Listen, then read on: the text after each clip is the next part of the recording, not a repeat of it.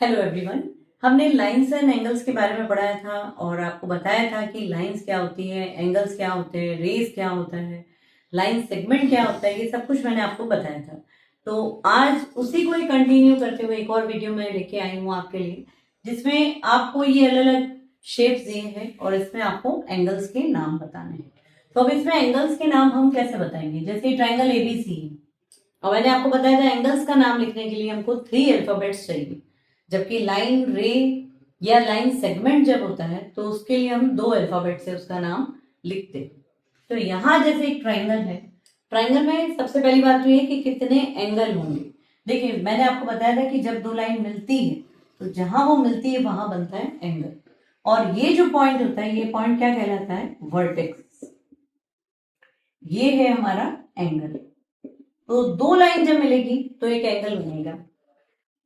वैसे ही देखिए ट्राइंगल है तो 3 लाइनें मिल रही है, लेकिन 3 एंगल बनेंगे ऐसे हम इसलिए नहीं कह रहे हैं, बल्कि देखिए ये और ये 2 लाइन मिल रही है, यहाँ एंगल बन रहा है। ये और ये 2 लाइन मिल रही है, यहाँ एक एंगल बन रहा है। ये और ये 2 लाइन मिल रही है, यहाँ एक एंगल बन रहा है। तो इस तरीके से 3 एंगल बन रहे हैं। अगर 4 साइड होते हैं तो 4 एंगल बनते हैं, वही यहाँ यहाँ यहाँ और यहाँ। और इस तरीके से 1 2 3 4 5 6 साइड वाले यानी कि हेक्सागन हमारे सामने है, तो इसमें कितने एंगल बन जाएंगे? इसमें 6 एंगल बनेंगे, क्योंकि 6 वर्टेक्स हमें दिख रहे हैं। तो अब इनका नाम हम किस तरीके से लिखेंगे? नाम का तरीका भी मैंने आपको बताया था कि किसी भी एंगल का नाम हम 3 तरीके से लिख सकते हैं। एक शॉर्ट फॉर्म लिखते हैं, और शॉर्ट फॉर्म हम बहुत कम यूज करते हैं, जैसे angle A, angle B, angle C, ये शॉर्ट फॉर्म हो, लेकिन ये कम यूज किया जाता है। हम इसका पूरा नाम लिखते हैं। पूरा नाम लिखने में हमें ये जो एंगल जिस जगह बनता है वो पॉइंट बीच में आना बहुत जरूरी है। जैसे ये वाला एंगल है, इसका नाम क्या होगा? सबसे पहले इस एंगल का नाम हम लिख रहे हैं, इसका नाम है बी ए सी। ए बीच में आना जरूरी है क्योंकि एंगल ए की बात हो रही है। फिर जब इस एंगल की बात करते हैं तो होगा ए बी सी, और जब इस एंगल की बात करेंगे तो होगा ए सी बी। अब जैसे आपने बी ए सी लिखा, इसकी जगह आप सी ए बी भी लिख सकते हैं, या आप ए बी सी लिख रहे हैं तो आप सी बी ए भी लिख सकते हैं,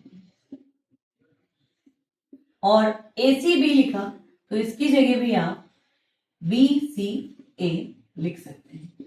ध्यान ये रखना है कि जब एंगल सी की बात हो रही है सी बीच में आना चाहिए, बी की बात हो रही है बी बीच में आना चाहिए, और ए की बात हो रही है ए बीच में आना चाहिए। ये लगता है एंगल का साइन। वैसे अगर इस तरीके का डायग्राम है तो इसमें कितने एंगल है? 4। इनका नाम क्या है? जैसे पहले इस एंगल की बात करें, एंगल एच ई एफ, इसका नाम है ई एफ जी, इसका नाम है एफ जी एच, और इसका नाम है ई एच जी। तो देखिए एक बार ई, एक बार एफ, एक बार जी और एक बार एच, बीच में आ गए, ये 4 हो गए इसके एंगल। नेक्स्ट है ये, इसमें 6 एंगल है, तो इसका नाम भी इसी तरीके से होगा। सबसे पहले ये यहां से शुरू करते हैं, angle R M N, angle M N O, angle N O P, angle N O P मतलब ये एंगल हो गया। अब इसके नाम में O P Q, angle O P Q. फिर पी हो गया तो Q, P Q R, angle P Q R, और लास्ट में क्यू आर एन। इस तरीके से 6 एंगल बनेंगे। बहुत ही आसान है, आप भी इस तरीके के फिगर्स बनाइए और एंगल्स के नाम जरूर ट्राई कीजिए। Thank you.